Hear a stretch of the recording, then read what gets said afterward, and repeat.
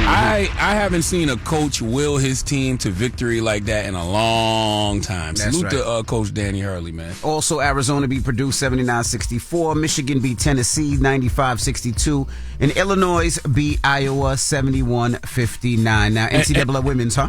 Yeah, salute to my South Carolina Lady Gamecocks. Okay, we play tonight. We play against TCU. Tonight? TCU. Yes, we TCU, play yeah. TCU tonight. So over the weekend, South Carolina beat Oklahoma, TCU beat Virginia, UCLA beat Duke, and UConn beat Notre Dame. Tonight, South Carolina plays TCU at 9, and Texas plays Michigan at 7. What's up, Mimi? Let's jump into the news. Good morning. And Charlotte, you may be right. I think MC Hammer was the first person I remember coming to Alaska. So that's the difference. So you might be right about that. Yeah. All right. So we start this morning on day 45 of the government shutdown. Now, the longest shutdown in U.S. history. And we're getting a clearer picture of why it's going on and why it may not end anytime soon. So we told you about this on Friday as it was breaking. The Senate unanimously approved a bipartisan bill. That vote was 100-0, meaning both Democrats and Republicans supported it. That bill would have funded TSA, the Coast Guard, FEMA, and most of Homeland Security, but the House rejected it. So the problem, according to House Republicans, is that the Senate did not include funding for ICE and some Border Patrol operations, and that's where the fight is. So House Republicans, they rejected the Senate plan. They passed their own short-term bill, which does not include funding for ICE, which does include funding for ICE. So here's why all of this is confusing. The Senate agreed on one plan. The House passed a different plan. And for a bill to become law, the House and the Senate have to pass the exact same bill. And right now that hasn't happened. And because lawmakers have now left Washington for 2 weeks, there is no immediate vote scheduled to resolve any of this, meaning the shutdown will likely continue for now. Here's House Speaker Mike Johnson.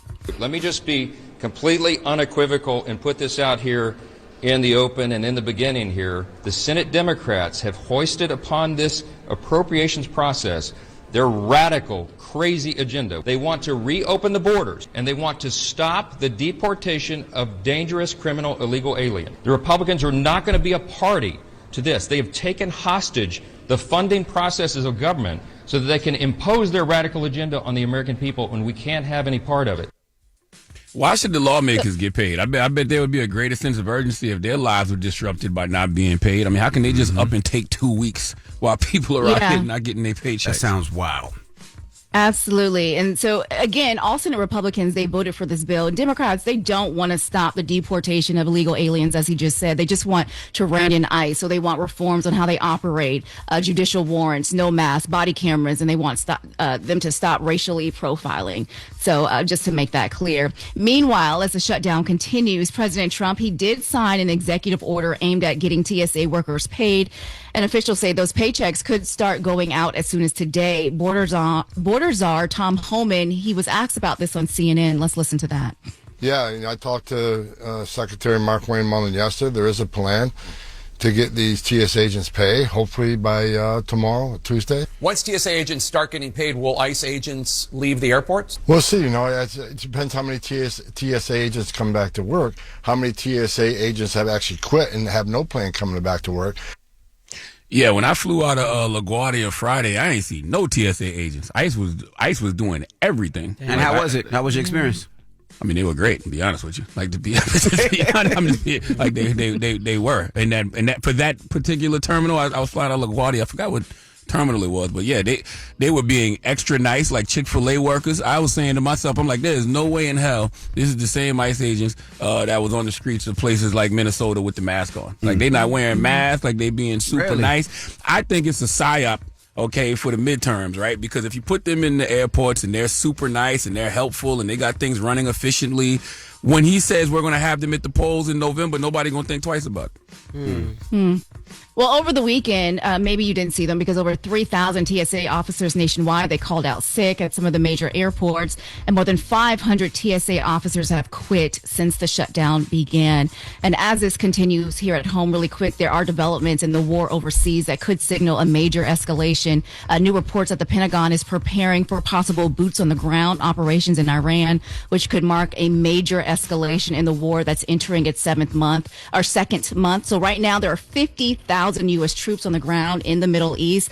About additional 3,500 they arrived over the weekend, and all of this, the shutdown, airport delays, the possibility of a wider war, that's fueling frustration around the country. And so over the weekend, organizers say about 8 million people, they showed up at those No Kings protests across the country and across the world, making it the largest single-day protest movement in U.S. history. So a lot happening this weekend. And coming up at 7, we're going to talk more about a lot of celebrities are jumping into the political talk. And now one comment in particular about history, politics, it's spreading misinformation. And we'll talk about it in the next hour. All right. Everybody else, get it off your chest. 800-585-1051. If you need to vent, phone lines are wide open again. 800-585-1051. Jess is in the building. What up, Jess? Yo. It's the Breakfast Club. Good morning. It's a new day. This is your time to get it off your chest. Wake up. Whether you're mad or blessed. It's time to get up and get something. Call up now. 800-585-1051. We want to hear from you on the Breakfast Club. Hello, who's this? Hey, this is Alexis. Alexa, good morning. Alexa, I seen your number pop up on this caller ID like 3-4 times. You calling from a bunch of phones this morning, huh? Nah, I've really only been calling from this one number, but I've literally been calling since y'all started the show, like before 6 a.m. I seen your number. I am so heated this morning. I seen your number. What's up? What's wrong? Oh, Jess, girl, let me tell you, I went to your late show on Saturday night. Yeah. And I know the afternoon show or the 7 o'clock show was a mess, but like I was really disappointed that I didn't get to meet you or buy any merch. You are the last host of the Breakfast Club that I have yet to meet. Like, I met Charlamagne, I met DJ Envy, I got both of them to sign their books. I don't even have a kid, but I was going to buy your book just to have you sign it because, like, you're the only one I have yet to meet. Yeah, I apologize about that. I mean, the club needs security, and it's just, it just got too out of hand, and, you know, to protect me, we couldn't do meet and greet. We had to cut it off. Then the manager was getting upset because they said I kept going over my time, and I'm like, I don't even know what that means. If I'm the headliner, I'm going to do an hour. I did an hour and like 20 minutes the last show just because I knew I wasn't going to be able to do meet and greet the last show. So I apologize. I'm sorry. At least you got to see the show. The book is actually available for pre-order, so you wouldn't even get it until April 28th. I'm sorry, sweetheart. I was wondering if there was any way I can get something, like, that you could send me something, like, signed or something like that. Yeah, so if you can... We'll put you on hold. Yeah, because I don't know how I was supposed to sign a book, the pre-order. You know, she pre-ordered it. She can't get it till 428. We'll put you on hold and we'll get your information. We'll get you something. We'll make sure you got it. You got something from me. You got something from Charlotte. Can I just shout out my boyfriend real quick? Go ahead, mama. Hi, Jose. I love you, Jose Rosado. That's my boo. That's my baby. He gonna marry me. He gonna marry me. You got a Mexican man too? That's why you no, he's Puerto Rican and black, but he thinks he all black. Okay. Alexa, hold on, okay? Don't hang up. Thank you so much. She said her man name was Jose Cuervo, right? No, she said Jose Rosado, and that is not black. That's funny. Well, Reposado. Reposado is still tequila. Hello, who's this? Misha. Misha, what's up? Where you calling from? I'm calling from... One second. Sorry. I'm calling from Columbus. Okay. Get it off your chest, mama. Columbus, Ohio. I just want to let y'all know that if people have not gone to see New Edition in concert, y'all don't know y'all are missing the best concert ever. Man, I promise you, last night, salute to Nyla Simone. Nyla texted me last night. She was at the New Edition Tony Braxton concert, and she was like, man, I came to see Tony, but boy, the excellence in New Edition should be studied. Yeah, I'm so upset. I'm talking about from the moment they came on stage to the ending, everything. It was immaculate. It was. I enjoyed the show a few weeks ago myself. Everybody showed up and did great. Everybody still looked good, sound good, all that. I ain't get to see it. My daughters had danced when they were in town, but I'm going to go to another city and I'm going to go check them out. I'm surprised you didn't. That was the only concert you was talking about for like a month. But you know, I didn't see them like 4 or 5 times, but I just wanted to see it, so I wanted to see it. That's it? Probably 4 or 5? Yeah. I see them every time they're in Essence. I see them when they was in Aruba. I see them all the time. Like that's my favorite group. Yeah, there's nobody I've seen more than New Edition, Erykah Badu, Jill Scott, and Jay-Z. Yeah, mine is New Edition and Hove. Those are the two I've seen the most. But get it off your chest. 800-585-1051. If you need to vent, hit us up. It's The Breakfast Club. Good morning. I'm dialing. Hey, what you doing, man? I'm dialing. I'm calling you. This This is your time to get it off your chest, whether you're mad or blessed. 800-585-1051. We want to hear from you on The Breakfast Club. Hello, who's this? Hey, this is DJ Marley. DJ Marley. What's up, DJ Marley? Hey, girl. All right, so I don't know if y'all remember me, but I called when I was a little girl about a few years back, and you guys were telling AO that he needs to get me on the radio. But this Friday, I actually got to DJ the Midday Mix at 103.5 The Beat. Hey. And I just want to thank y'all for speaking it into existence. Hey, DJ Marley, that's what it is. Congratulations, Drop on the DJ coolest bar for Marley. DJ Marley. She said when I was a little girl 2 years ago. Marley, how old are you? I'm 15 now. Okay. So yes, she wasn't. She's still a little girl. She was definitely a little girl 2 years ago. I was a little bit, little. Oh, yeah, I want to thank Miss Jill Strada. Oh, Miss and Jill. Salute to Jill. Oh, shout out to Yeah, Jill. salute to Jill. Jill Strada. Yeah, salute to Jill. Yeah, big salute. Congratulations, mama. Thank you guys. All righty. Good luck with everything, okay? All right. Make sure you guys follow me on Instagram at DJ Marley 954. All right, DJ Marley. 954. All right.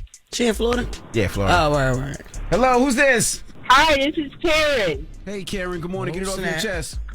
You know what I'm calling about? I saw a commercial recently, and it's about the pennies. You know they're taking the pennies out of circulation 2025. Yes, But ma'am. the commercial says now you can buy a roll of 50-cent pennies for $9.99 plus tax.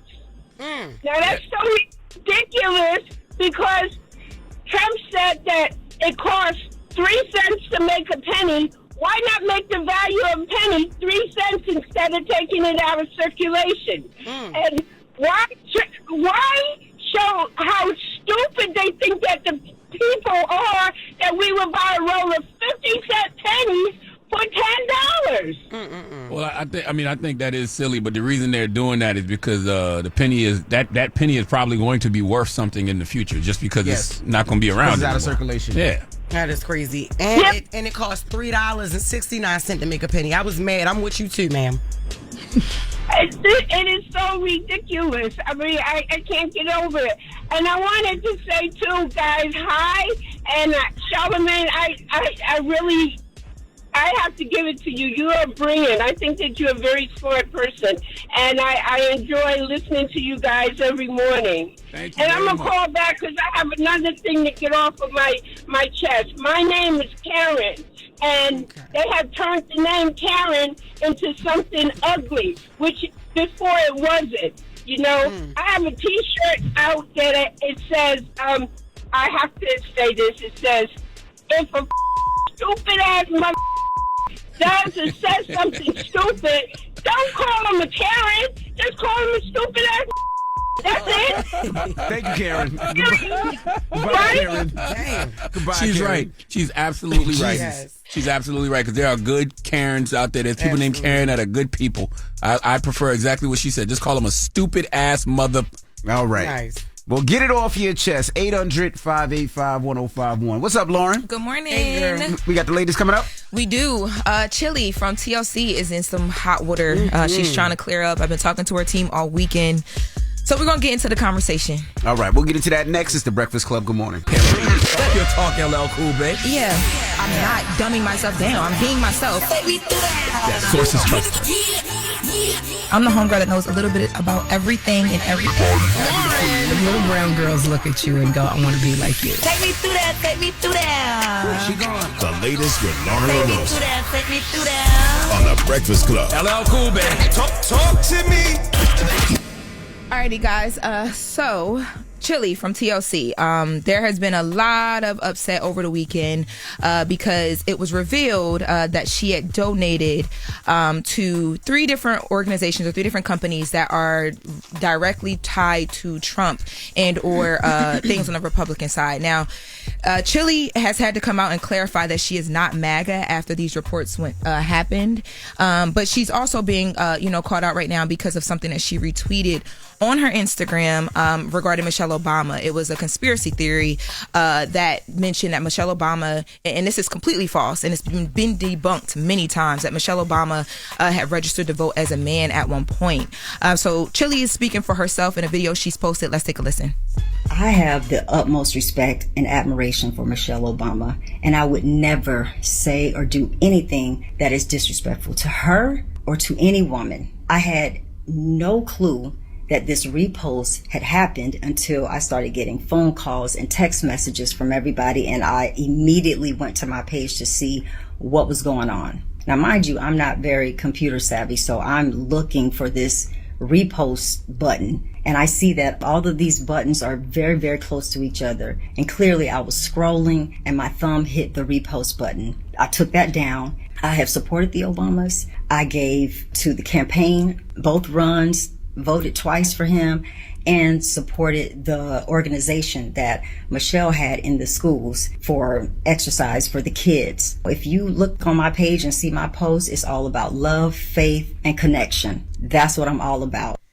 I've definitely liked and retweeted things that I didn't want to, but I catch it in that moment. I did for too. the most part. I just realized I did that on like Wednesday. I retweeted something Meek had posted, and I retweeted, and I'm like, why did I do this? I didn't mean to. I've done that several times. I just looked now, and it was something that I retweeted that I had to unretweet. I didn't do that. You know what gets me, especially on Instagram? You know how you be like trying to click people's names? Yep. See who likes something?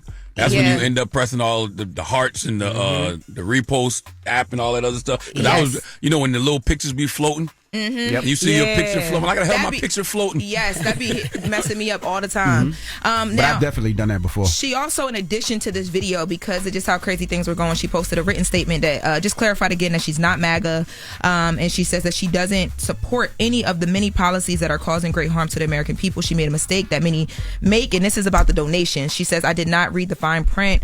She thought she was supporting causes, and it just echoes what she said in her video. She thought she was supporting causes that were related to human trafficking, especially with children, which is a passion of hers, and things with veterans because her dad is a veteran. Now, I've been in contact with Chili, her team all weekend, and I know Saturday when a lot of this started hitting, she was so upset.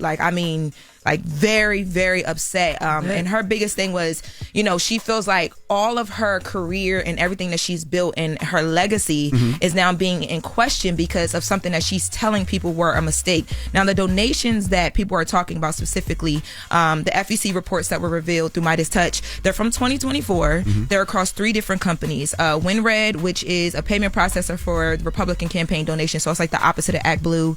The Trump National Committee, a joint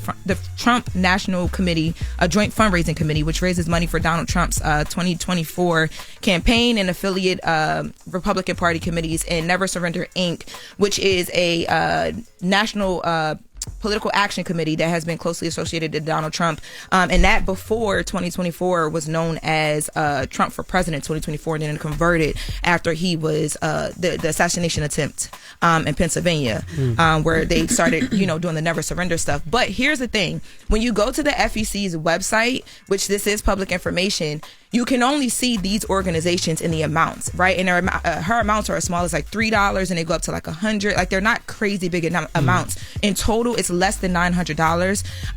It's not a lot of money. So people making all this noise for less than $900. It's not even a lot of money. It's not a lot of money, but also too, you can't see what company she thought she was directly donating to. Now, I have reached out to the FEC to try and get that information. I'm working closely with Chili's team as well too, because the thing that all you see are these organizations or these companies I just mentioned, but there could be a website that doesn't directly state that they are connected to Trump or MAGA, right? And she thinks she's supporting a cause, and that's what she's saying is happening. But yes, people are making so much noise behind this. Oh, it's crazy. I've seen people even blame who she's married to, all of that. The fact that she's with Matthew Lawrence, and he's white. I saw people have that conversation as well too.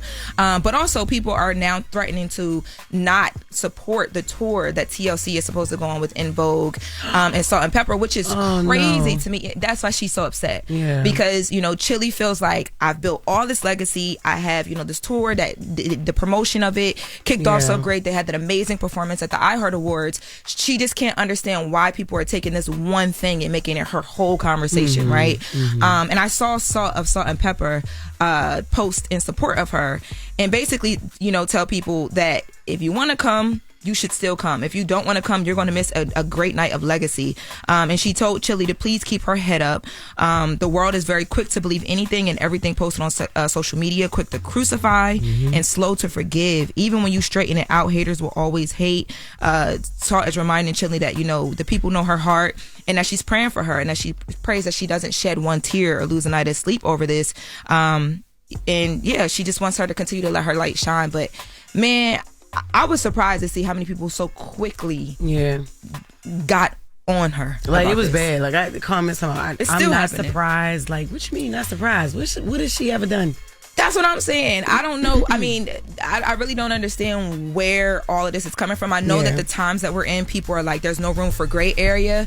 But you know how many people have donated like millions and millions of dollars to Trump and it his was campaign? less than $1,000. She said she made a mistake. She didn't know. She thought said she wasn't donating MAGA. something She else. said, like, Jesus Christ, like, what are we doing? Well, listen, can I make a statement? If people are mad at Chili, they have that right. Okay, if they don't want to go to the concert, they have that right. Okay, but to all the people saying they aren't supporting Chili anymore, saying they're not going to the concert, I just want to ask a simple question, and it's just a question.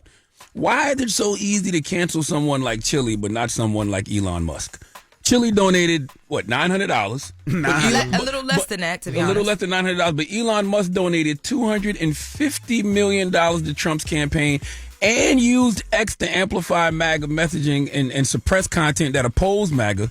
But y'all folks are still driving Teslas, and you're still on X. You're still on X tweeting your life away. That's right. So I just want to know, it's just a question. Why is it so easy to let go of what Chili offers, but hard to let go of what people like Elon Musk offer? Just a question. Just a question I'm posing. I wish we used our superpowers in the right way. That's what this weekend made me realize. Like, we always She act was like trending on X. Yeah. To the point where she racing. was I do very not have a Tesla. upset. Like, she's worried about her legacy, like TLC's legacy, because of something that is a moment. You know what I mean? Like, I just wish we used our superpowers in a different way. I see all these people and commentators speaking as well, too. It's like, man, if we came together and did that other places, we wouldn't be as powerless as people try to make us seem.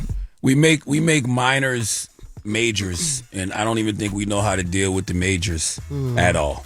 And once again, it's just a simple question. I just want to know why is it so easy to let go of what Chili offers, but hard to let go of what people like Elon Musk offer. It's just a question. Before you answer emotionally, just sit down and think about it for a second before you reply, because I really want some smart answers about that one. All right. Well, that is the latest with Loren. Thank you, Loren. You're welcome. Now, when we come back, we got front page news, and then comedian and actor, or actress, I should say, Wanda Sykes will be joining us. So don't go anywhere. It's the Breakfast Club. Good morning. Morning, everybody. It's DJ NV, Jess Hilarious, Charlamagne the Guy. We are the Breakfast Club. Let's get back in some front page news. Now, let's get to some quick sports. Now, over the weekend, of course, the men's Elite Eight.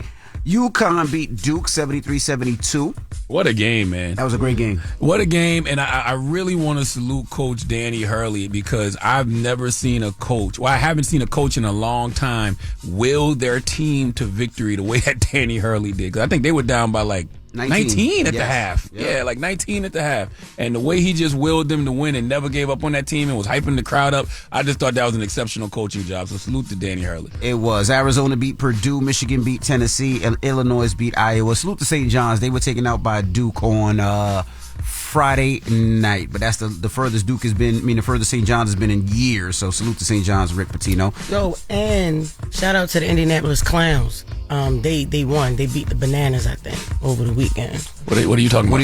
What's that? It's a league, y'all. It's a league. Y'all gotta get up on it. What sport do they play?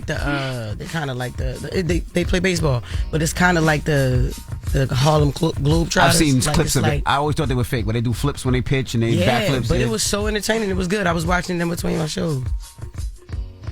All right, well, let's go to the women's basketball over the weekend. South Carolina beat Oklahoma. TCU Yes, we beat did. Virginia. I watched that game UCLA too, beat yo. Duke, and UConn beat Notre Dame. And tonight we're going to beat TCU to go to the Final Four to play against UConn, and then we're going to beat UConn, okay, on our way to a national championship. The Gamecocks were really good, yo. I was watching that game too.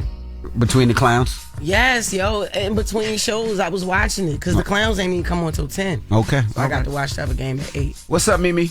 Good morning, MV, Jess, Charlamagne. How y'all doing this morning? Peace, Mimi Brown. Good morning. So we start this hour with a major settlement connected to Jeffrey Epstein. So Bank of America, they have agreed to pay $72.5 million to survivors of Jeffrey Epstein's sex trafficking operation after a lawsuit claimed that the bank helped to enable his crimes by continuing to provide banking services and failing to flag suspicious transactions. So the bank, they do not admit any wrongdoing as part of this settlement, but the money would go to women who say that they were abused and they were trafficked by Epstein. Now, this case centers around whether banks should have done more to stop Epstein, especially after he had already been investigated and charged years earlier, and whether financial institutions have a responsibility to report suspicious activity when it may be related to a crime. Other major banks that have already paid settlements in similar cases include J.P. Morgan, which paid about $290 million, and Deutsche Bank, which paid about $75 million to Epstein victims. A judge, though, still has to approve this settlement in this case, and that hearing is scheduled for sometime in April. Well, listen, speaking of wrongdoing, if the bank is paying that kind of money, that's a huge admission of guilt, so somebody needs to be in prison. Absolutely. Yes, but to make it clear, they said that this is not an admission of guilt, but they support Epstein victims. So and the crazy thing, I know there's people out there that's listening right now that have a Bank of America, and then they can't even cash a check without them taking 10 business days. Yeah. Jesus Christ. Absolutely. And now to a story that has been trending online all weekend. Nick Cannon is going viral after saying on his show Big Drive during a conversation with Amber Rose that Democrats are the party of the KKK and Republicans are the party that freed the slaves. Let's listen. Democrats don't care about black people, okay, and they don't care about people. They don't care about people of color, and the Republicans do, and that's the misconception. And you know what? I agree with you 100%. Thank you, people man. don't know that the Democrats is the party of the KKK. Yep. People don't know that the Republicans are the party that freed the slaves. Yep. I mean, both of you and I have some conservative views. You just a little bit more outspoken about it than I am. We got the Gulf of America now. Period. You charging, he's like the club. You charging a $5 million bottle service fee to get into the country. I know. Listen. But guess what? All right. Well, now those comments are getting a lot of pushback online, with many people saying Nick Cannon, he stepped into a very complicated and historical conversation and oversimplified it in a way that could be misleading.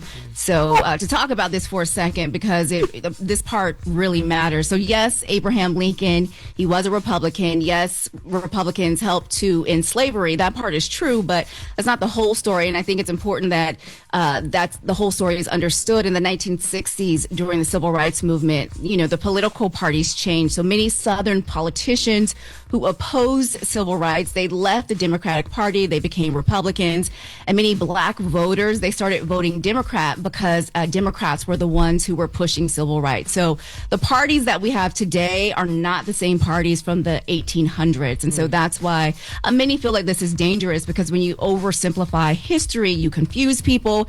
And when you confuse people, you influence how people vote. And when you have a big platform, you have to say the whole truth and not the half truth. Absolutely. But did the KKK was Democrats? Yeah, but that don't matter. Without context, those statements can be misleading about how U.S. politics evolved, because the Republican and Democratic parties of the 1800s are not the same coalitions they are today. Yes. The ideologies are totally different. Yeah, that was like in 1865. Mm-hmm. Yes.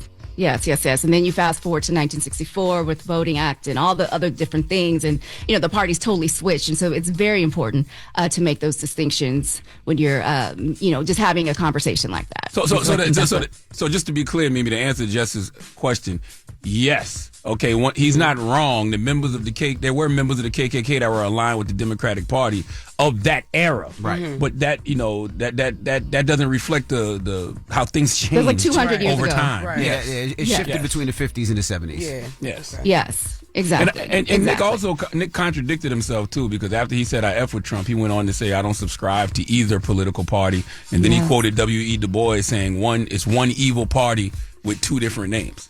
So I'm like, I don't know. I'll be honest with you, I don't know what Nick was trying to say in that statement. Yeah, and so he was trending all weekend for a lot of those comments, and I want to say we did reach out to Nick's people. They have not responded yet back to us, so we wanted to get some clarification, and we'll continue to follow this story and see if we can get some answers.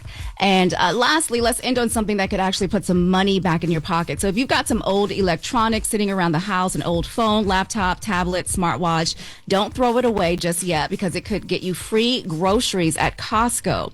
So Costco, they have a trade-in program where you can send in old electronics, get a digital shop card in return, and depending on the device, the condition, some people can get hundreds, even thousands of dollars back. So go online, you answer a few questions about your device, you get a quote, you ship it, and once you receive it, they send you that digital card, and you can use it at the store. Now, how much are they giving you, though? Because I've been to Apple before, and I brought a laptop, and they'd be like $10, and I'm like, might as well keep this laptop. How much they offering, though? They said, depending on how, the condition of your device, you could get hundreds, even thousands. So, but you gotta spend dust it off. Costco's though, right? Yes, you have to spend it at Costco. Yes.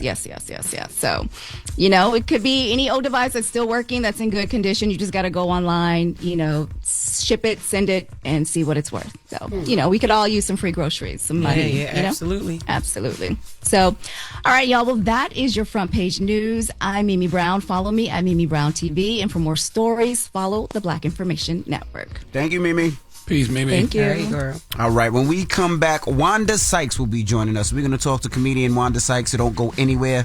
It's The Breakfast Club. Good morning. Good morning, everybody. It's DJ NV, Jess Hilarious, Charlamagne the Guy. We are The Breakfast Club. Loren LoRosa is here as well. We got a special guest in the building. The legend. Wanda Sykes, ladies and gentlemen. Welcome. Thank you. Thank you. Good morning, everybody. How you feeling? I'm feeling feeling? great. How's I your feel energy? great. My energy, I got good energy right now. Is that right now? Yeah, right now. Yeah, I'm sure I'm gonna crash in about an hour. Why, you been up all night or something? Not all night, but I had a little thing last night. A screening of the movie. Oh, for Undercard. Yeah, which is out right now. So I may have had a few drinks. So did they. Oh, yeah, so did they. We went to the Cardi B concert. I think we went to Cardi B last night. Yeah, we did. Yes. But she had a part where she gives out $5,000 to the person who can shake their ass the best. And you won? No, I didn't win. You tried. You definitely tried. You tried. Because in these trying financial times, they was out there shaking that ass to get that money. For $5,000, yeah. But I was upset because I'd have slipped a disc. Damn. That's right. I got upset because it was all women, and then this guy came out there popping ass better than all of them, and he won. And I'm like, of course. Yes, I ain't like that. Charlamagne's eyes was on him all night. I know you taking money out the women's pockets like you ain't had to do that. Yeah. Ass is ass. Damn. Well, this is Wanda's first time on the show. Welcome. It is. Wow. Yes. Oh man, I don't think I've never been in studio. I think you did it one time maybe on Zoom. Yeah, I think you called it on one Zoom. time. Yeah, during the COVID years. Yes. I did a Zoom. Before we get into Undercard, I want to start from the beginning, if you don't mind, for people that don't know Wanda from the 757. Okay. How did you get into the arts? What made you want to get into the arts and comedy and acting and all of that? I grew up in that time where it was all variety shows was on. Flip Wilson and even Ed Sullivan all back then. So, and my family, we watched all that. Watched all those shows and I just remember sitting together and laughing, and so that always stayed with me. But my dad was in the military, and also I grew up where you go to school, you get a good education, you get a good job, and that's what I was doing, working for the government. I worked at NSA when I came out of our beloved Hampton University. Yes, I ended up at NSA, and I just got to a point where I was like, this is not where I'm supposed to be. I'm the job is great, security and all, but I know something else I was supposed to be doing. I was like looking at my high school yearbook, and everybody had written things like, you're so funny. Even the teachers were like, you should be on stage. So I was like, you know what, I'm gonna write some jokes. And I just wrote jokes and went to a radio station was having a talent competition, and comedy was a category. So I was like, all right, let me try. I auditioned, they said, okay, yeah, and I got on stage and did it, and just like the lights came on for me. I was From like, right away, they knew you knew you was a star. It was no booing, you just had it. I didn't even win, but I just knew, like, I felt like I was in my skin. Like, this is what I'm supposed to be doing. Wow.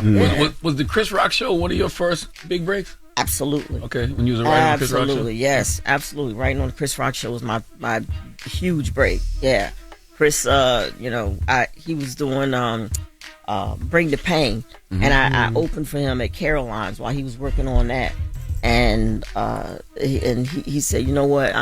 He just remembered me. So when he got his show, I got somebody called and was like, hey, can you submit some writing materials? I was like, yeah. So, yeah. Y'all had a dream team. It was Louis C.K., Chris Rock, Ali Leroy, Lance Crowther. What? Yeah. What were those rooms Jeff like? Stilson. Oh man, I was the only woman in there, but it was great. Those guys were funny, and Chris. What I love about Chris is he's a great general manager. You know what I'm saying? He put together a team and just let everybody be themselves. Like it's quirky and out there, you know.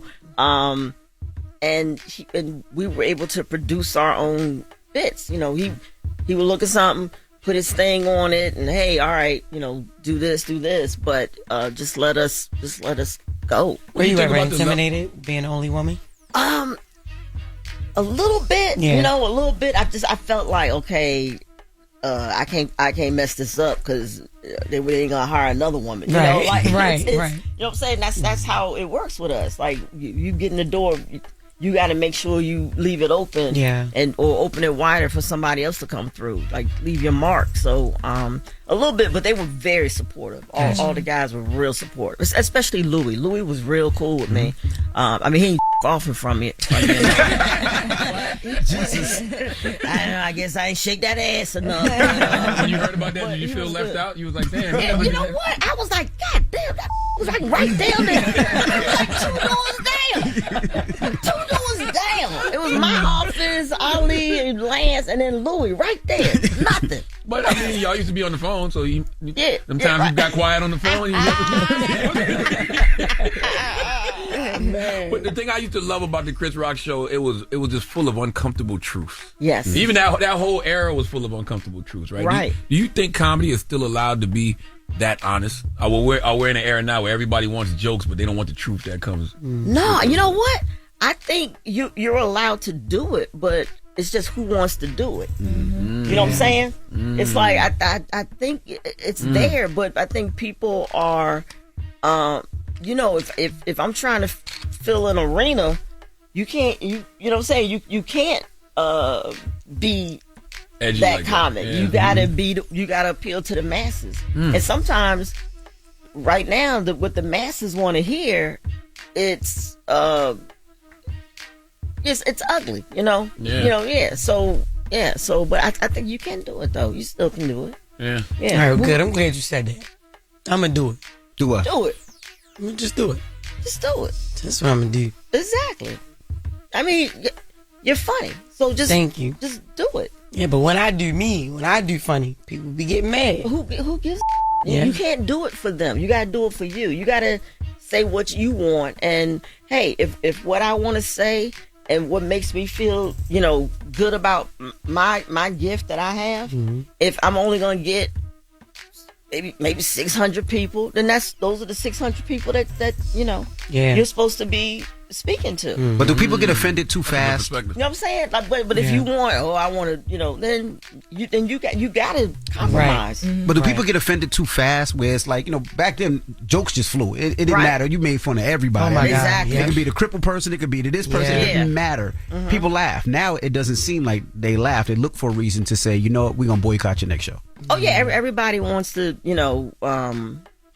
I even hate using, you know, like everybody, but a lot of people like to be the critic. They want to be the police, and you know, so it's like if you say something and it might offend you, but you got to look at where that person is coming from.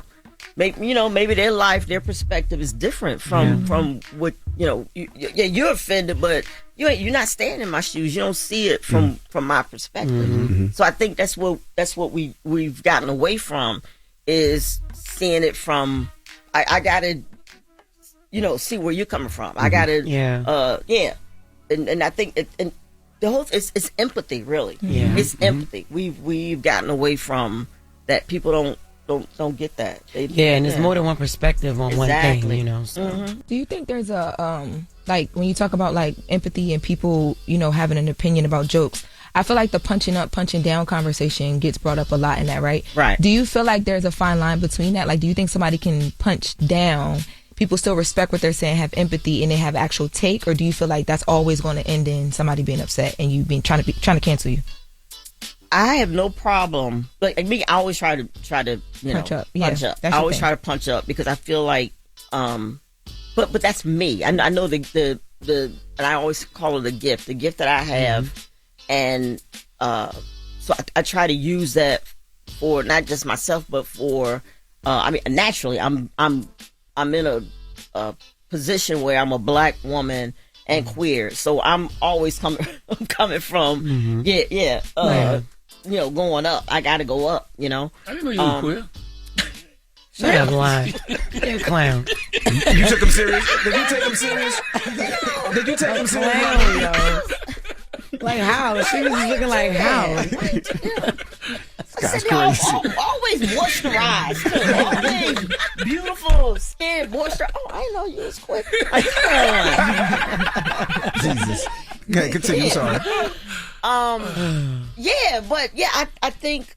But if you punch down, if it's funny, I'm gonna laugh. But it's funny. It's a difference in punching down and coming from a perspective of I hate you or being mean. Mm-hmm. You can punch down and be funny, but if it's coming from a place of love, like one of Chris's good jokes, like one of my favorite jokes is punching down, but when he says about I had my money in books, ain't gonna look at it. That's but it's also true. My daddy told me that forever growing up. You want to hide something from a black person, put it in a book. Yeah, exactly. But it's a funny joke, and it's also like, hey, a little message there. You know what I'm saying? A little message there. So start reading. And make you want to read. No, for real. Exactly. Have you ever held back a joke in today's climate? To date, no. I know I wrote a joke on Chris Rock show, and it's like, oh God, what was that? It was bad. Damn, it was bad in the 90s. I gotta hear it. Yeah, you gotta hear it. Bad in the 90s. I gotta hear it. It was bad. It was bad. Remember Ray Caruth? Yeah. Yeah. The play for the Panthers. Yeah. And then he shot his girlfriend who was pregnant, and he had the baby, and I was like, yeah, you know, it was Ray's. Jesus. Damn. Damn. Jesus Christ. That might have been a little too far back. That might have been too far back. It was a horrible joke. But did the room laugh? The killed at rehearsal, and Chris was like, you know I ain't gonna do that joke. I was like, and you shouldn't. He's like, damn good joke, but you know I ain't gonna do that. I was like, and you shouldn't. But now you got the new movie Undercard, right? Yeah. And it's a drama. Mm-hmm. You know, you've been making people laugh your whole career. Mm-hmm. Right. What made you say, let me stop joking and give him some pain? Let me step into this pain real quick. You know, I was not looking for the role at all, but the director and co-writer Tamika Miller, she came to me and she was like, look, I got this project. I want y'all to, I want you to check it out.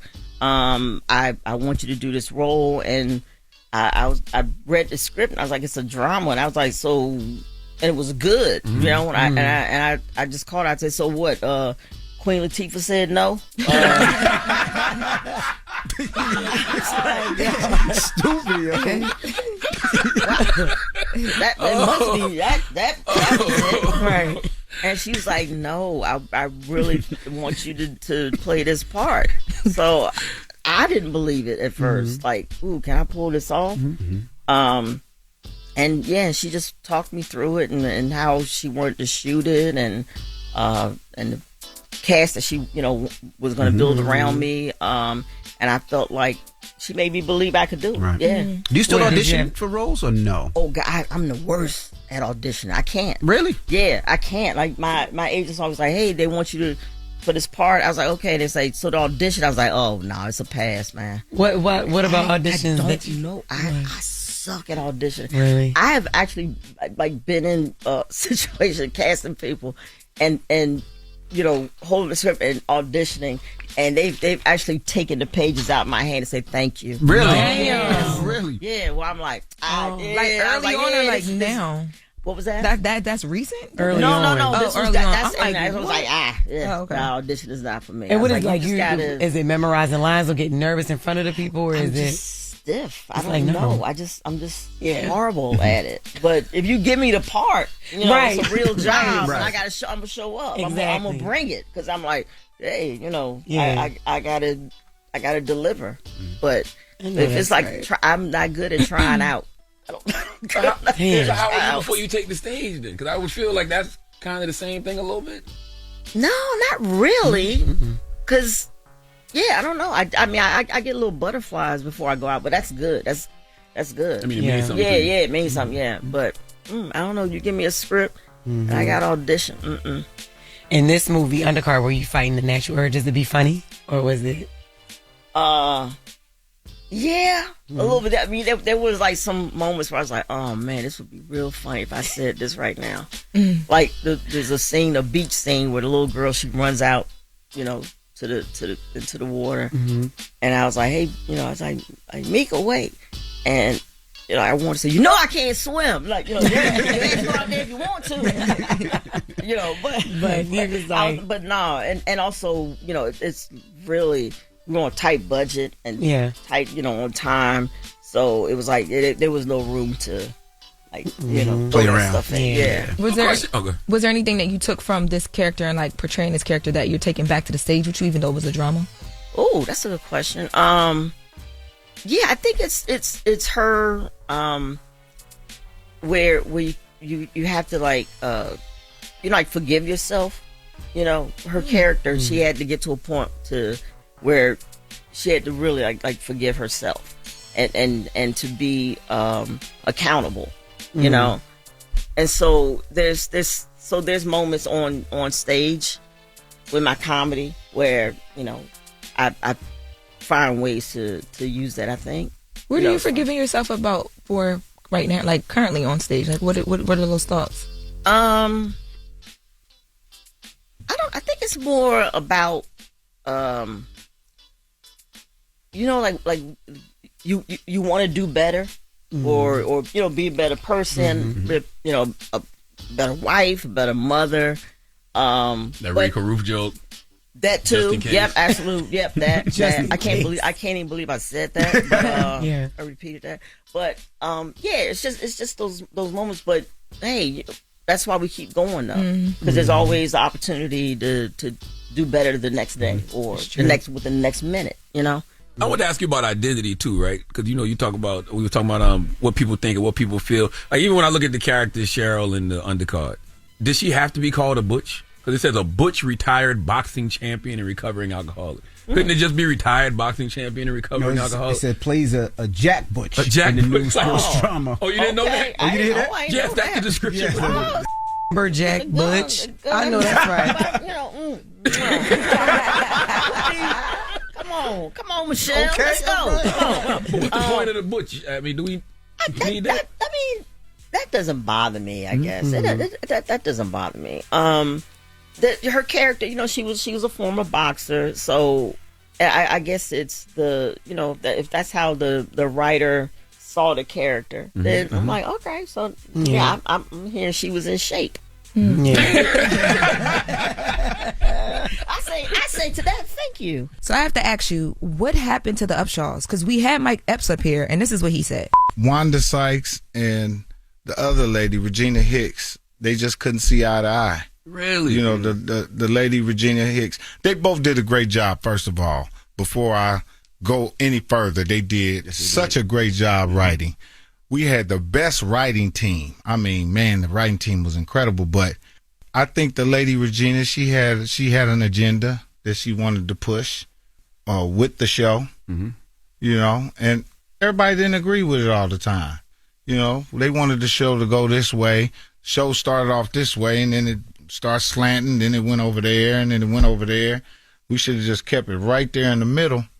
Might have did 10 seasons, but I think it was about in the writing. I love Mike. I love Mike dearly, and I think the show just kind of like ran its course. The kids got older.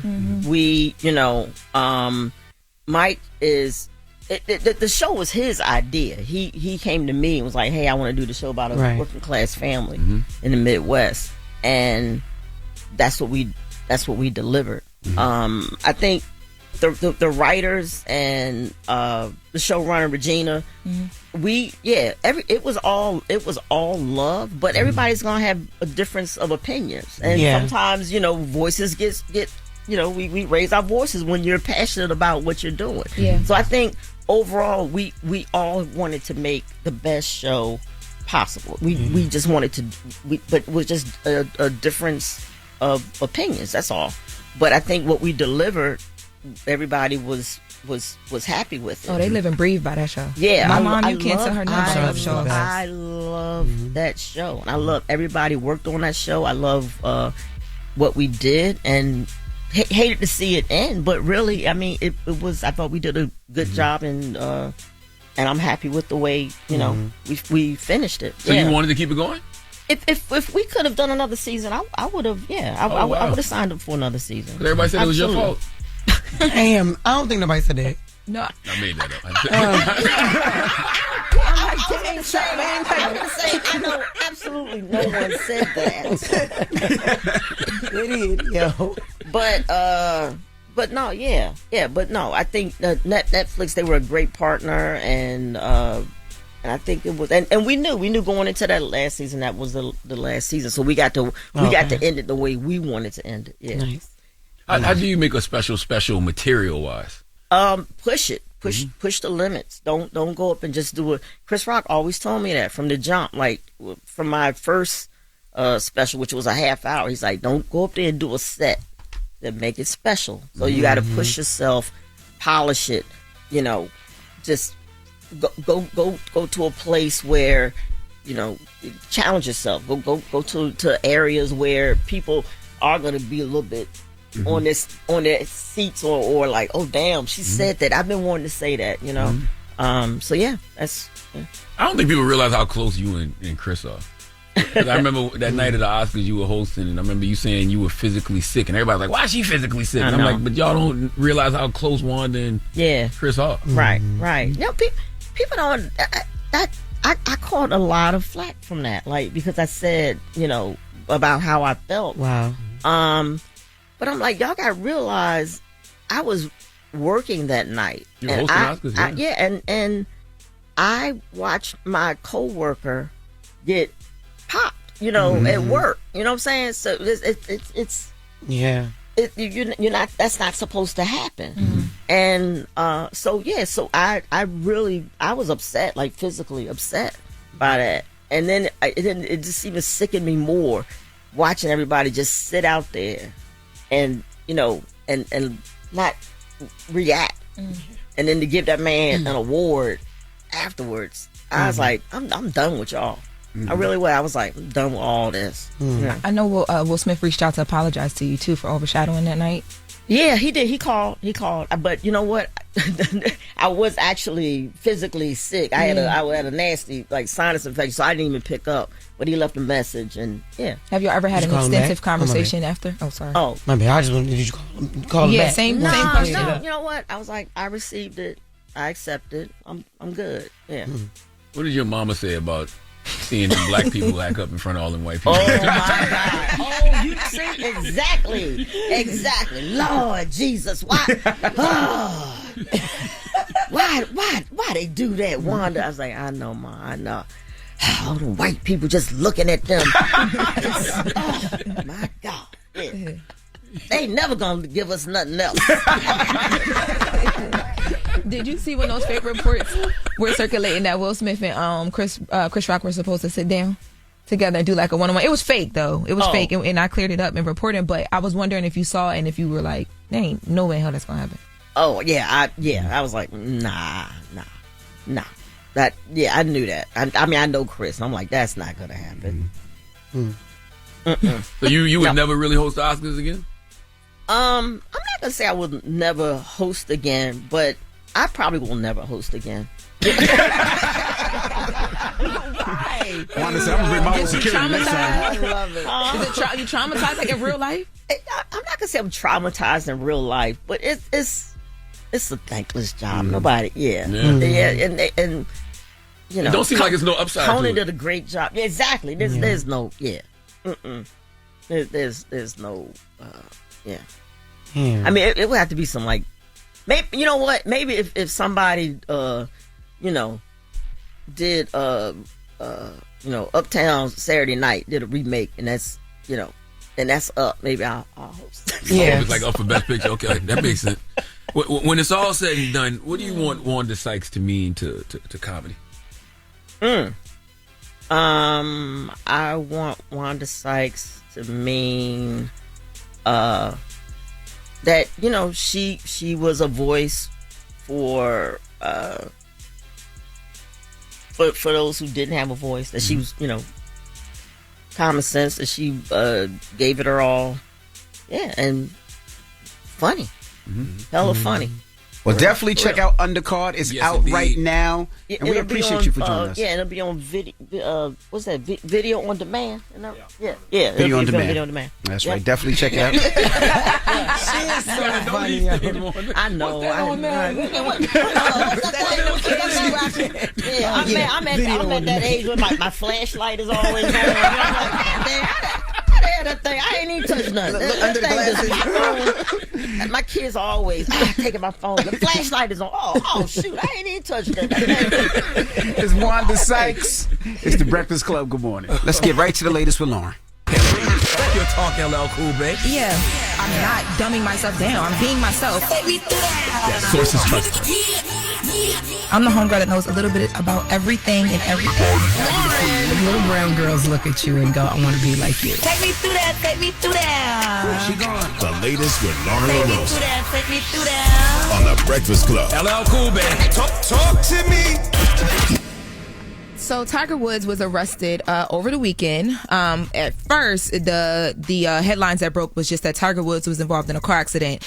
In his car, there was a photo of his car flipped on its side. And then that progressed to Tiger Woods being arrested for DUI after the car accident. Let's take a listen to the deputies down in Jupiter, Florida, talking about the accident details. Our investigation revealed as follows.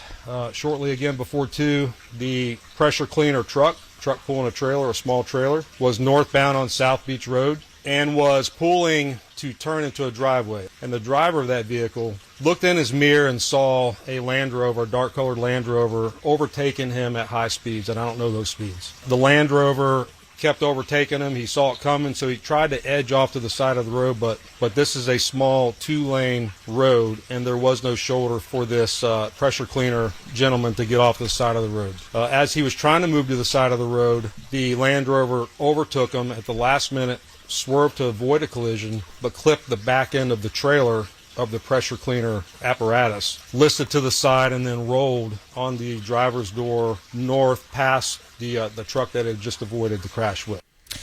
Yeah, man, Tiger Woods hasn't been the same since y'all took away his hoes, man. When that man got exposed for having hoes, his life hasn't been the same since. But this is ridiculous. This is his second DUI, his fourth major accident. When do you get to the point where you be like, you know what, I'm going to get me a driver? Yeah, and you could have killed yourself, killed somebody else. Like you said, his car was flipped over.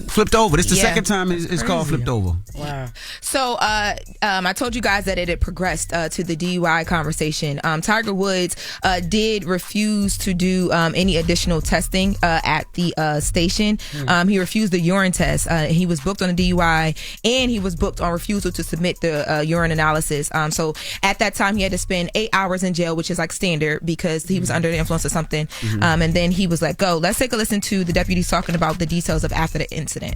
The individual driving that Land Rover was able to crawl out the passenger door of the car and was identified to be Mr. Tiger Woods. Our DUI investigators came to the scene here and Mr. Woods did exemplify signs of impairment, but they did do some in-depth roadside tests, and when it was determined, he was placed under arrest and taken to the Martin County Jail. At the Martin County Jail, and even on scene, we really weren't suspicious of alcohol being involved in this case, and that proved to be true at the jail. So Mr. Woods did a breathalyzer test, blew triple zeros, but when it came time for us to ask for a urinalysis test, he refused, and so he's been charged with DUI, with property damage, and refusal to submit to a lawful test. Wait, he did a breathalyzer and it came back 0? They don't think that it's alcohol.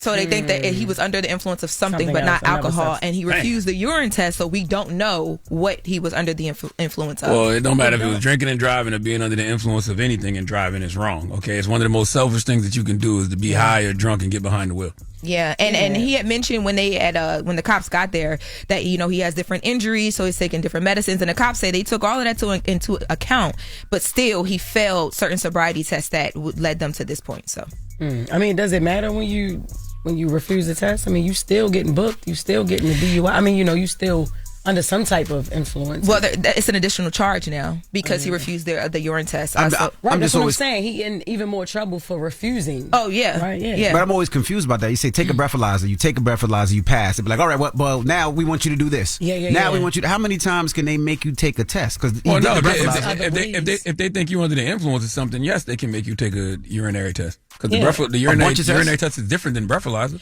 Yeah. Urinary test is for drugs. It's different ways to discover different things, Yeah, so there will be more that develops here because now he'll be going back and forth to court. Hey, man, what if the whores used to be the drivers? So now that he doesn't have his whores, he got to take the wheel himself. Lord have mercy. Lord have mercy. I mean, it's Uber and Lyft and all of that, though. Like he got enough money. Also, I would say he could have a personal driver. He's Tiger Woods. Whatever. Now...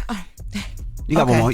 So Kanye West, we talked about Kanye last Friday because I was so confused about Bully and it dropping, right? It's out. It's actually on streaming platforms now. And actually, Bully earned Kanye West the biggest Spotify streaming day of any rapper in 2026 because it released on Spotify first and then it hit other DSPs. He also released a video for the song Father that he does with Travis Scott. His wife Bianca actually directed that video. Okay, did y'all listen to Bully? I only listened to 4 songs so far. I like them. I ain't finished. I gotta finish the album. I haven't listened as of yet. Charlotte, you listen? No, I haven't gotten a chance to listen. What about you, Lauren? Lauren? This week though. I listened to it 3 or 4 times. I like the whole album. Yes, dope. I like the production of it. The sampling. I think he's back in that bag. But I thought there was going to be more like storytelling or substance. I don't know. Yeah, I mean, he's talking about. We have some of the music we can play.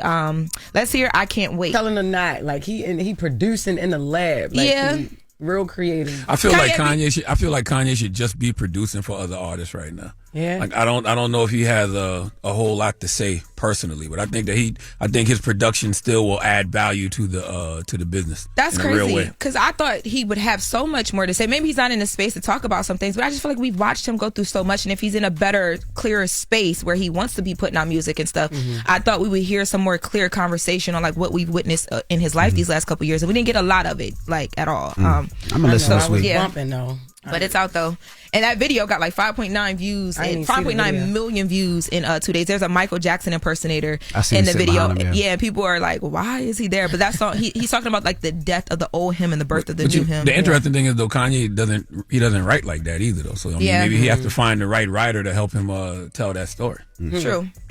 Well, we'll be back in another latest in All right, Charlamagne, who you give me your donkey to, man? I need the good brother Nick Cannon to come to the front of the congregation. I'd like to have a word with him, but it's a teachable moment. This isn't necessarily about Nick per se. It's a moment to teach. All right, we'll get to that next. It's the Breakfast Club. Good morning. It's time for the donkey of the day. That's pretty funny. Charlamagne the devil. The Breakfast Club. Yes, donkey of the day for Monday, March 30th goes to the good brother Nick Cannon. Now, let the record show, I'm not here to reduce Nick Cannon to this current viral moment he is having, because the reality is, whether you want to hear this or not, Nick Cannon has done a lot for black people, okay, especially black people in entertainment. So I have no reason to attempt to dunk on Nick Cannon or kick his back in like I see a lot of people doing. I have a lot of love for that brother, and that viral clip does not change that at all for me, okay? Now, donkey of the day is about giving people the credit they deserve for being stupid. And in that moment, I thought what Nick said was stupid, okay, because it lacked a lot of historical context. This is just an opportunity to teach and add some historical context to something that Nick Cannon said on his Big Drive talk show while in conversation with Amber Rose. Can we hear the clip? Can we hear what he said? You up there with the elite now? Not even close. Not even close. Democrats don't care about black people, and they don't care about people.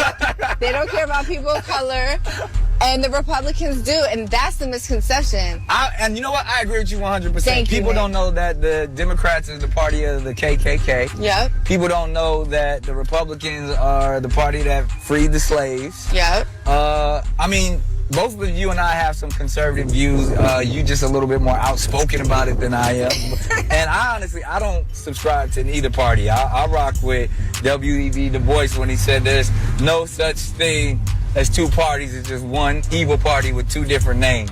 I voted for Donald Trump because we had two options, and he was definitely by far the better option for us. Motherfucker cleaning house. Yeah. We got the Gulf of America now. Period. You charging, he's like the club. You charging a $5 million bottle service fee to get into the country. I know. Listen. But guess. Okay, let's discuss. So much to unpack here. First off, Democrats don't care about black people, and they don't care about people of color, and the Republicans do.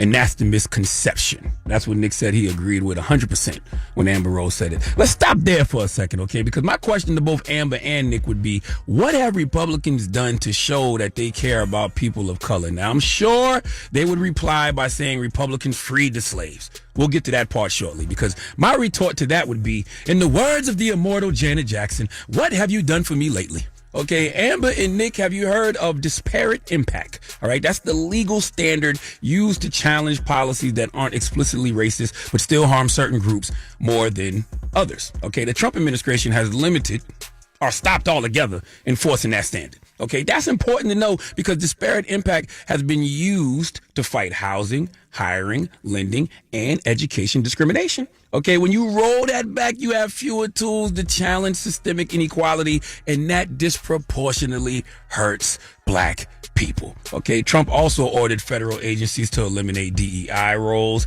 and initiatives. He also expanded that to federal contractors and private sector influence. He literally reversed policies meant to address racial inequities. Okay, now listen, I'm on the record that I didn't like a lot of the corporate DEI, but there were DEI programs designed by black people that addressed historic disparities in hiring, education, and funding.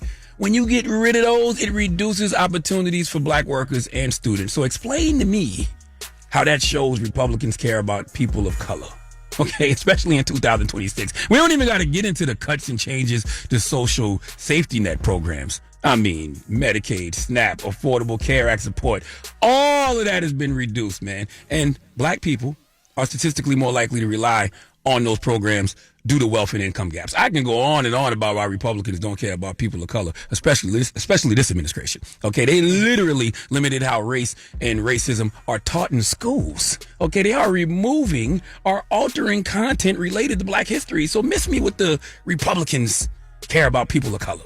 That just doesn't even make any sense in 2026. Now let's get into the second part of what Nick said. Can we play that part, Red? People don't know that the Democrats is the party of the KKK. Yep. People don't know that the Republicans are the party that freed the slaves. Yep. Okay. Listen, this statement Nick made is correct. Historically correct. Republicans did free the slaves, but the Republican and Democratic parties of the 1800s are not the same coalitions we have today. I am a Dallas Cowboy fan. Okay, my Dallas Cowboys won 3 Super Bowls in the 90s. Look at us now.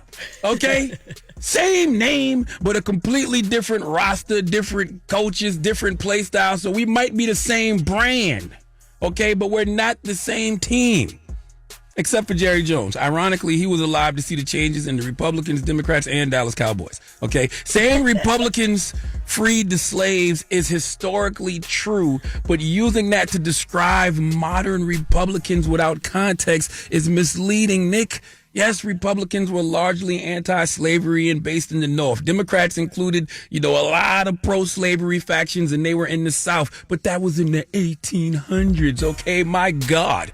Over the last century, the parties have shifted ideologically, okay, and geographically, all right? Republicans of the 1860s, I'm a little excited here. Relax. Okay. Republicans of the 1860s did lead the charge to end slavery, but those Republicans are not politically identical to modern Republicans. Okay. When people say Republicans freed the slaves, they're not wrong historically, but they're just leaving out the evolution of the parties. Okay. Nick said Democrats were the party of the KKK. Once again, he's historically not wrong. Members of the KKK were aligned with the Democratic Party of that era. Keywords, that era. Okay, but that reflects the political alignment of that specific era, not today's party. All right? Who is the party of the KKK right now? That's the question I would ask, Nick. All right, Snapple fact. The KKK endorsed Donald in 2016.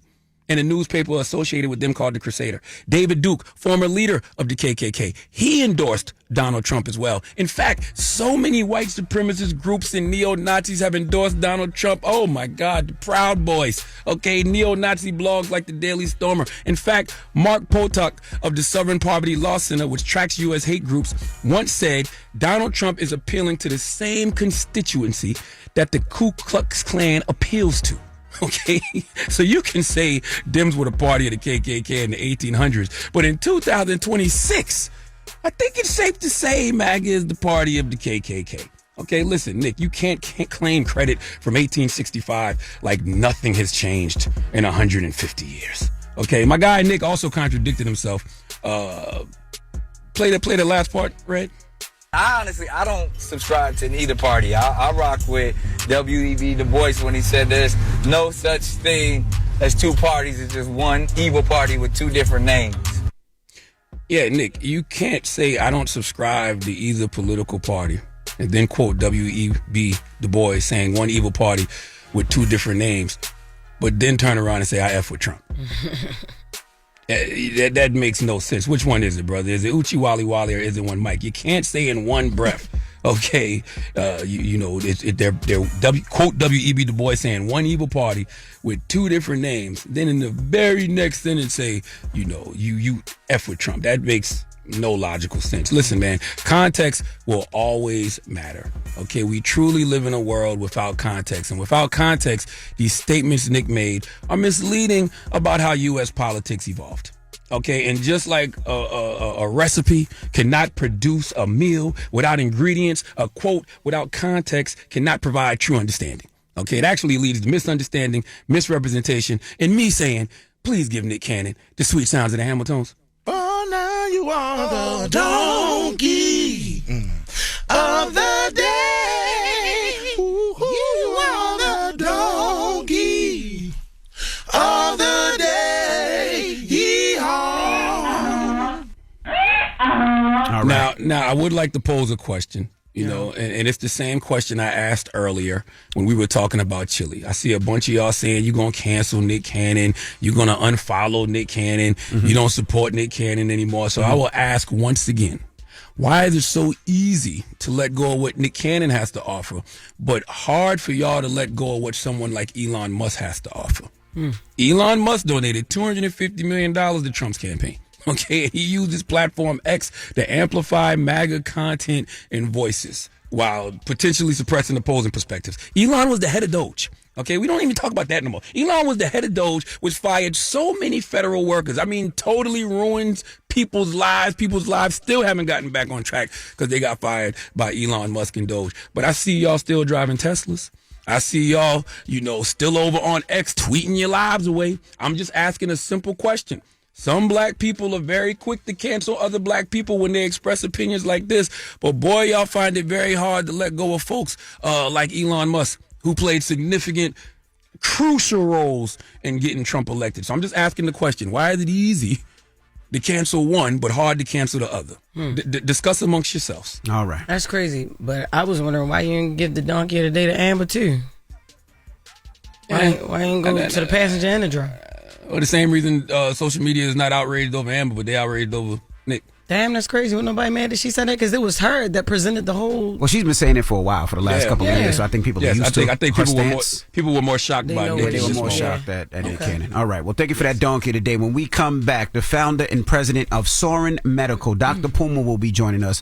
He's the one we've been telling you guys for the last couple of years about getting your heart scanned, and now he does this head to toe scan. We'll talk to him when we come back. It's the Breakfast Club. Good morning. Morning, everybody. It's DJ NV, Jess Hilarious, Charlamagne the Guy. We are the Breakfast Club. Loren LoRosa is here as well.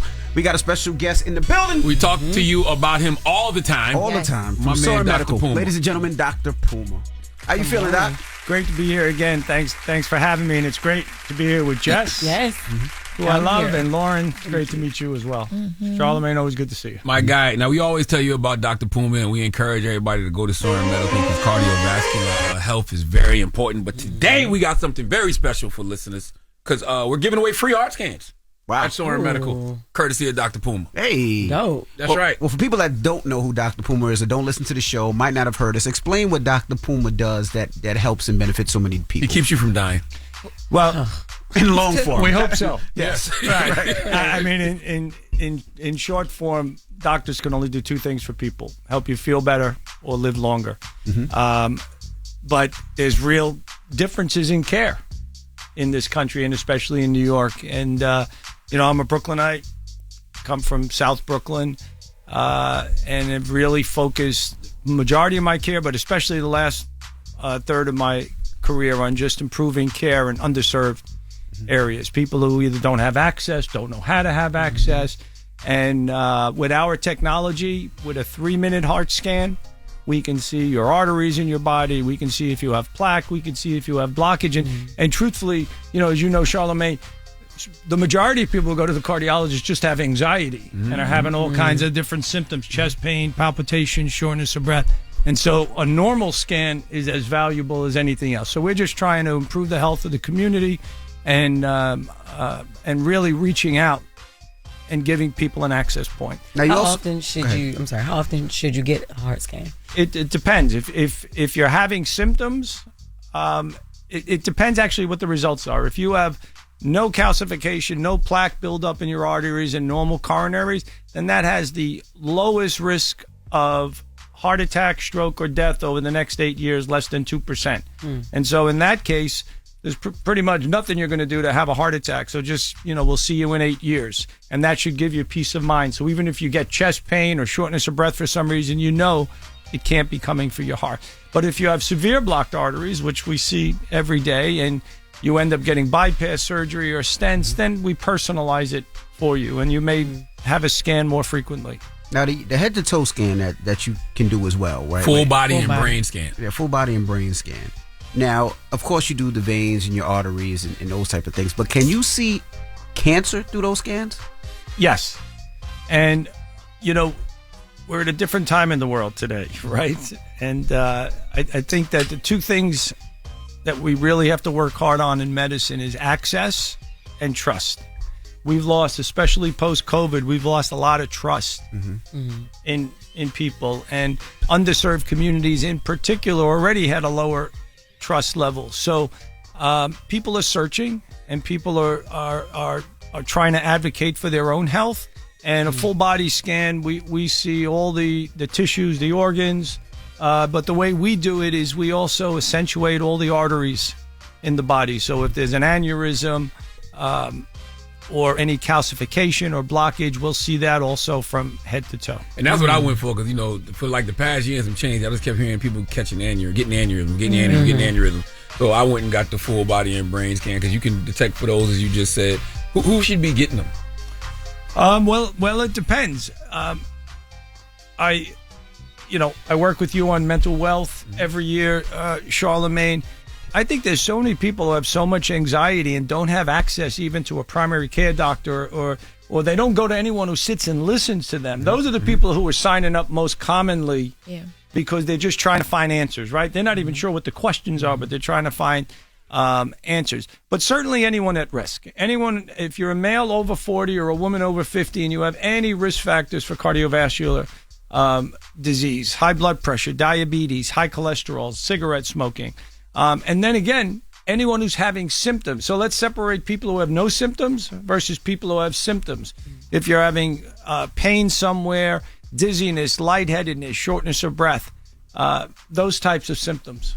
I was going to ask, when people do go for the scan, how often should they go for the scan? Because, see, the first time when I go there, the first thing you say is, what did you see on TV that made you come here? What did Charlamagne say to you? And that's usually what it is, right? That's what he said to me when I went for the full body brain scan. He's like, what are you here for? I said something about you guys. No, what are you really here for? And I said, I just been hearing about all these aneurysms.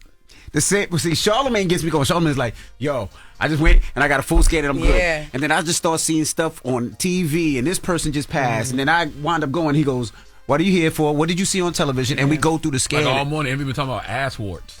Yeah. Doc, I have not been talking about ass warts. But my question to you is, how often should people go? And also, stroke, silent killer. If I go to you and I get it clear, should I have to worry about a stroke, or is there other things that can happen, or can you see it from your scan? Because that's another thing that scares me now. So first of all, I'm not talking about warts. Thank you.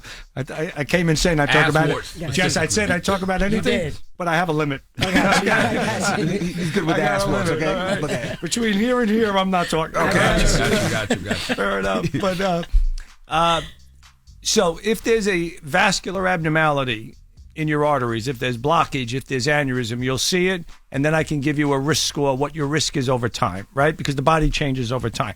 But the key is, especially in the black community, is high blood pressure. Damage or death from high blood pressure and complications of high blood pressure now in the black community is higher than heart attacks. Okay? And most commonly because black Americans compared to white Americans develop high blood pressure sooner. It's usually more resistant to treatment, and they have it longer in life. They develop complications, congestive heart failure, stroke, and heart attack. And it's no symptoms. And the high blood pressure is what we call the silent killer. That's exactly right. So in those cases, again, everything is customized.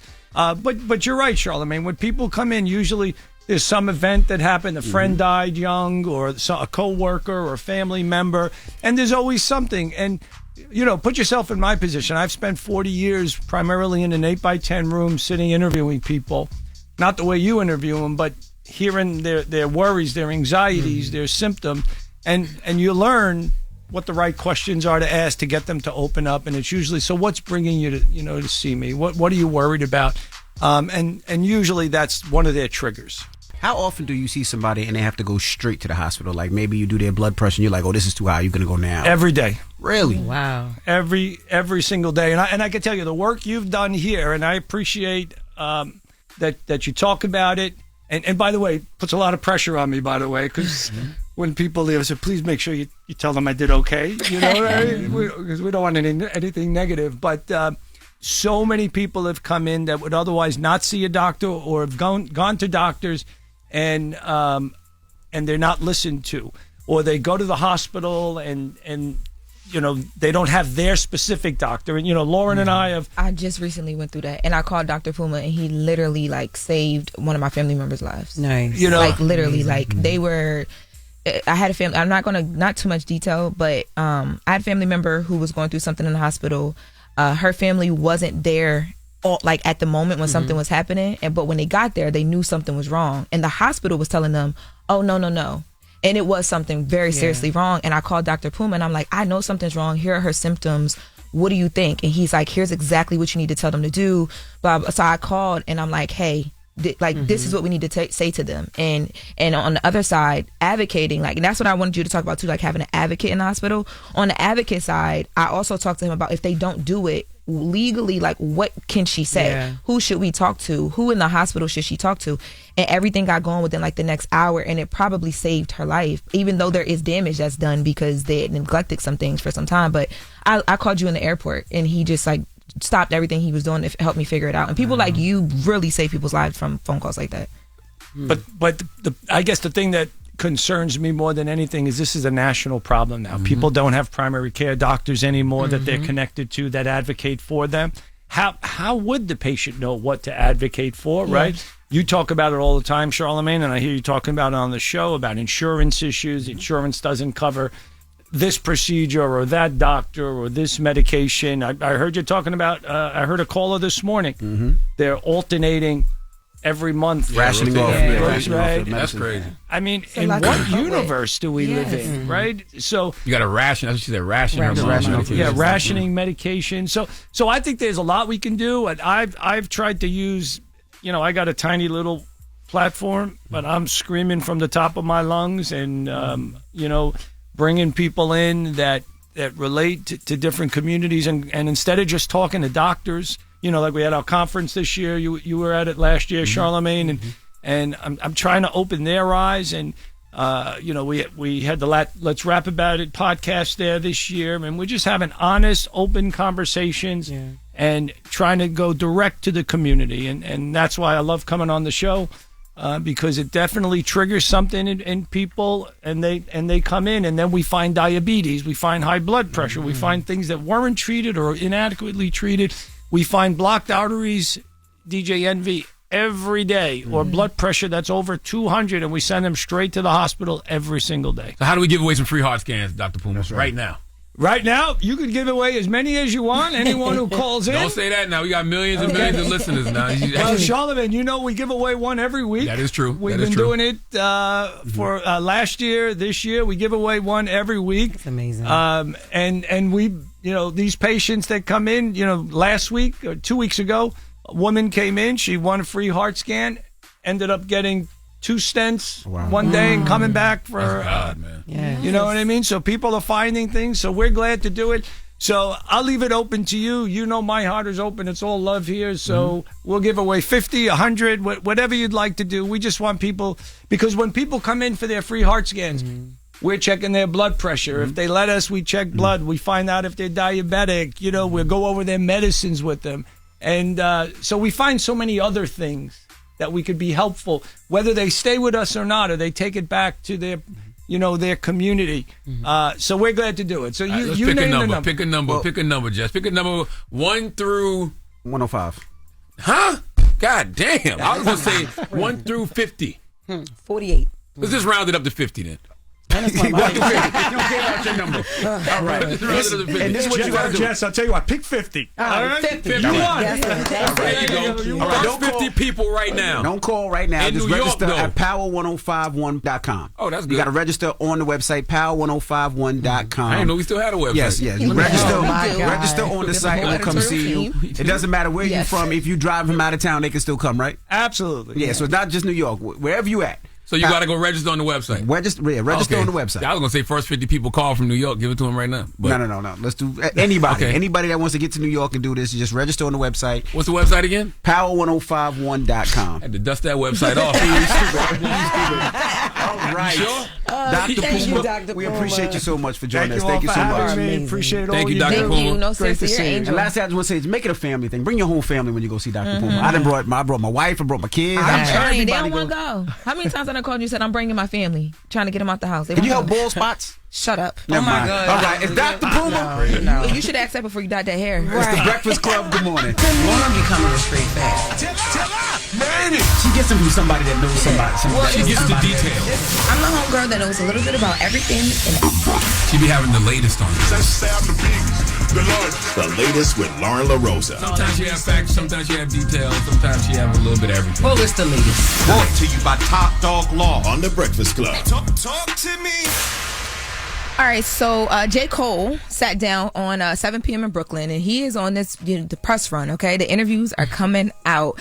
And he talked about a lot of different things. You asked J. Cole about the shot that J. Cole took at Jay-Z on the Fall Off, and J. Cole says it wasn't a shot. Let's take a listen. On the Fall Off is Inevitable, you're talking about the so-called, you were signed by the so-called kings or the so-called GOATs or whatever. Yes. Not saying that was a shot at Jay or whatever, but a lot of eyebrows were raised. Of course, I was like, absolutely wasn't. What was that about? You know what's crazy is when the song dropped and people started saying what they're saying, it was the first time I was like, oh, I didn't mean it like that, but I didn't realize they would take it like that.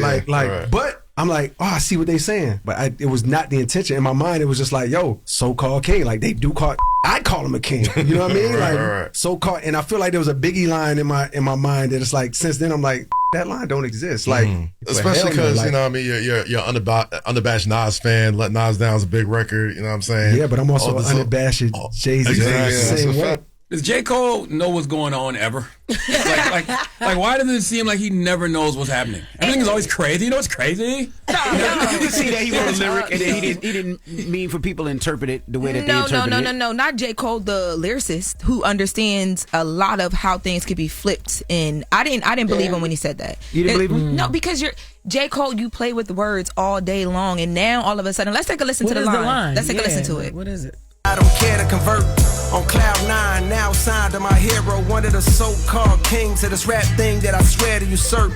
Decade later, mama cut on the cable. My motivation to be greater ends the moment I appear in a person. Yeah, you can't say one of these so-called kings. You can't say that about Nas. You can't say that about Jay-Z. You can't say that about Scarface. You can't say that about Andre 3000. Those are kings of this hip-hop thing, not one of the so-called kings. Like, yeah, that's a deliberate line. That's what I'm saying. Yeah. It sounds like a shot. Yeah, Especially it's a if you just say I would just sign to him and then he goes to that line. Yeah, absolutely. And he even said in the interview, like, I understood why people took it that way. Yeah, because you understand wordplay and you understand how we already have this narrative or thought about you and Jay-Z's relationship, which you've been clearing up on this press run. Now, one of the clips that I saw a lot of people having a conversation about is J. Cole admitting that he doesn't always think that he's the best rapper. Let's take a listen. You said something in the beginning how like on songs, like how I say I'm the best on songs. It's like, ask me in real life, do I think I'm the best rapper alive? Do you think you're the best rapper alive? Bro, it's a named Black Thought that exists. It's a named Lupe Fiasco that exists. Even my peers, a Drake or a Kendrick, where it's like, yo, I know on any given day I can show up to the studio and get these 80. But I know they can show up on any day in the studio and give me 80. And I might only have 30. So if I'm taking on a rap persona, of course, that's what I like to. That's how I like to rap. And guess what? Sometimes I hit the mark and I say and I'll spit a verse that really might have you believe in that. But if you ask me in real life, do I walk around like I'm the best rapper alive? No, I don't like that. The next, go ahead, Envy. What you about to say? No, I say I don't like that because all my favorite rappers think that they the best. When you could go from Biggie, you could go to Jay, you could go to Nas, you can go to Drake. Like that's how you're supposed to feel. Like you're supposed to feel like you're the best. That's why you're in this rap game. Like right? You ain't do it to be like, nah, I'm alright. I'm number 10. I'm number 20. Don't you want to be the best, especially if you're honest though, y'all. Listen, the next interview J. Cole does, someone needs to ask him, what does he actually believe in? Is there anything, J. Cole, that you say that you actually stand on? Because that's what I would like to know. I just think J. Cole is trying to appeal to like the everyday person who like might feel one way one day, might feel another the next, and like it changes. But I don't like. You ask Jada can say I'm best dead or alive. Like that's how you're supposed to feel if you're a lyricist. I heard. Well, there's a lot of people who feel like this press run is changing their perception of him in the actual music, and I don't know if that's going to work well for him. I like that answer. Well, shifting gears a bit, talking about conversations and answers. A lot of people weighing in on this right now. So Angela Simmons and Kim Newton had a conversation on Funky Friday about the fact that there were photos that leaked of them out on a date some years ago. Let's take a listen. Did we ever date? We did not date. We went out on a date. We hung out in New York. A mutual friend connected us. And do we share the mutual friend? You don't remember Corey? Corey. Yeah, so he connected us. Corey Gamble. Yes. Good people. We sat down, we talked. You, the whole time, were making jokes and laughing at your own jokes. You sat across from me. Okay. And you're making jokes that I thought were just not funny. And you were doing this, patting yourself on the back and laughing. Me? Do you remember this? Yeah, you. Are you serious? You were so, I was ready to go. So we take the taxi back. And when we take the taxi back, that's when you decided to be like nicer. And then I was about to be like, I bet, bye. But we sat outside the hotel and we talked for a while and I got to know you. That's when I got to know you. And you were like super nice there. See, I got hit, been in the blue tent a couple times. I remember I had a lot on my mind though. That was the night before I got drafted. I remember. Mm-hmm. So I may have had an out-of-body experience. Could have been. Yo, and there was a lot of people getting mad at him because he said, do we share the mutual friend? I don't think he was saying, like, do we share the mutual friend? Because that's what mutual means. I think he was saying, like, do we share the name of the person or do we not? No, it seemed like he was saying, do we share the name? Share the name. Yeah, it was a what lot of people It was over so many years ago. At first, when I saw the clip of this, I was like, why even bring that? Even if it was a moment like years ago, why bring that up? You're in a relationship now. She didn't obviously moved on. Like, why reach for the moment? Then when I watched the full interview, I was actually kind of glad he cleared it up on his own platform because it made him look kind of crazy. I think people like to make Cam look like this, like, insane, like, almost like, I don't know, like he just says things and does things because he wants to rile people up. But when they talked about it, I'm like, oh, well, he was being honest. He knew he kind of dropped the ball there. But he said that was the day before he drafted. So that was 2011. So how was he? 20 years old? 21 That's what I'm years saying. old? He was young. 19 years old? A lot going on. And he talked about watching her grow, like we all did, watching her grow up on television. You sitting with one of the girls that you've watched on TV forever. Right. You know what I mean? Right. Like, He was probably nervous. That's why he was corny like that. Like, you laugh, you saying things. And this she a New York girl. You know, things don't fly with them. Yeah, people like to throw his corny at him. I thought this was one of the moments where it was fair. Like, it was a good conversation and they cleared it up. So, He was nervous about so many things. I find Cam Newton highly entertaining. Okay, Cam, don't you ever change. Nope. Just to keep evolving, but don't ever change. Cam is a very highly entertaining media personality. Whether he's doing that Funky Fridays, or whether he on 4th and 1, or whether he on ESPN, I find Cam Newton highly entertaining. And he don't be caring what the response will be. He go for it. He was 21 years old. Yeah, and he was nervous about being drafted and nervous about sitting across from Angela. You know, of course he gonna do some jokes and pat himself on the back. She wasn't laughing. I wish that people clipped the full part of it though, where he gave his perspective. I feel like it was clipped so unfairly against his, making him look crazy. And you know what makes Cam a good personality? The fact that he is not trying to be a second-rate version of anybody. He's just a first-rate version of him. Yeah. Whatever Cam is on, whatever Cam believes, Cam's going to express that at all times, and he doesn't care about the backlash he gets for it. No. That's what makes him a damn good personality. Yeah, he don't be caring whatsoever. He gonna go for it. But yes, that's the latest. Thanks to Top Dog Law for sponsoring the segment. Any accident, big or small, call Top Dog Law. And happy birthday to Celine Dion, y'all. She is 58 years old. And MC Hammer, but y'all said him in the beginning. Yeah, we said him. Right, because he was the first. He was the first one to go to Alaska. That's what I walked in on. He was He not. discovered Alaska? No, he did not discover Alaska. Mimi, who's from Alaska, that was the first concert she remembers going to see MC Hammer. Oh, he went down there. Yeah. Okay. I just thought he discovered That's us. right. I walked in on that, and he was the first one to go to Alaska. I was going to say, he out here making history. I did not know. Yes. All right. Now, let's get to the mix. Before we do, I got to remind you guys, the Black Effect Podcast Festival. If you haven't got your tickets, get your tickets. Who's going to be in the building? Man, Saturday, April 25th, Atlanta, Georgia, and Pullman Yards. We got Drink Champs going to be in the building. We got Keep It Positive, Sweetie with Crystal Renee Haslett, Carlos King, Reality with the King, Mona with the Don't Call Me White Girl Show, the Grits and Eggs Podcast with Deontay Collin, Big Ice Cup Cat, and Jeff Teague with the Club 520 Podcast, man. So go get your tickets, blackeffect.com/podcast festival right now. Go get them. All right, now let's get to the mix. It's the Breakfast Club. Good morning. Morning, everybody. It's DJ NV, Jess Hilarious, Charlamagne the Guy. We are the Breakfast Club. Now, it's Women's History Month. Who we repping today? Yes, today, played by Angela Bassett, Stella Payne from How Stella Got Her Groove Back. She deserves to be honored, in my opinion, for reclaiming her joy. Simply choosing to live, work, and dress however she wants, regardless of being an older woman. She prioritized self-love over professional burnout, right? She was very successful and all the things that comes with her career, she was dealing with that. So she was always busy and she was, burnt out. In the film, she is a successful 40-something-year-old black woman navigating career, single motherhood, and personal happiness. Stella breaks the superwoman trope by recognizing she is burnt out and allowing herself a spontaneous, rejuvenating vacation where she meet a young guy and get down, period. So shout out to all the Stellas out there, period, y'all. And whatever. Because I'm done trying to appease the. You got one more day. I know, one more day. One more day. Hold it down. Got one more day. I know, whatever. But anyway, Florida, I will be coming there May 1st. Fort Lauderdale, I will be there at the Lillian S. Wells Hall at the Parker. That's May 1st at 7 p.m. Fort Lauderdale. Then on that Saturday, May 2nd, I'm skipping over to Orlando, Florida. Meet me at the Plaza Live. That show also starts at 7 p.m.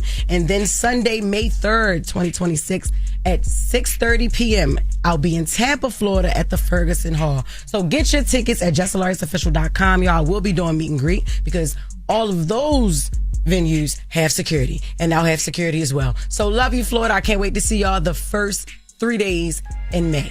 Reminding you guys, if you haven't got your tickets, get your tickets to the Black Effect Podcast Festival. It's going down in Atlanta, Pullman Yards. Yes, so many sir. different people performing. Give them the lineup, Charlotte. Man, April 25th in Atlanta, Georgia, Pullman Yards. We got the Drink Champs going to be on that stage, DJ EFN and NORE.